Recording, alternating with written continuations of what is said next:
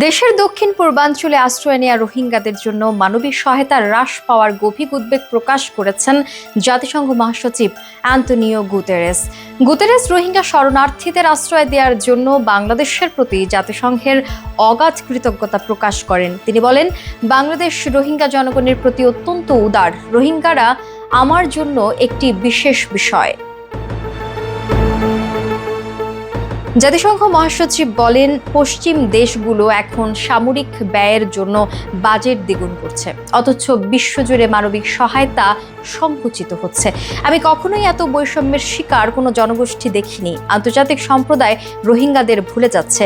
কক্সবাজারে অবস্থানরত 12 লাখ রোহিঙ্গা শরণার্থীর জন্য মানবিক সহায়তা কমে যাওয়ায় গভীর উদ্বেগ প্রকাশ করে গুতেরাস বলেন, সহায়তা কমানো এক ধরনের অপরাধ। অ্যান্তোনিও গুতেরেস জানান, মুসলমানদের পবিত্র সিয়াম সাধনার মাস রমজানে তিনি মিয়ানমার থেকে জোরপূর্বক বিতাড়িত রোহিঙ্গাদের প্রতি সংহতি প্রকাশ করতে এসেছেন। অধ্যাপক ইউনুস বলেন, আপনার আসার জন্য এর চেয়ে ভালো সময় আর হতে পারত না।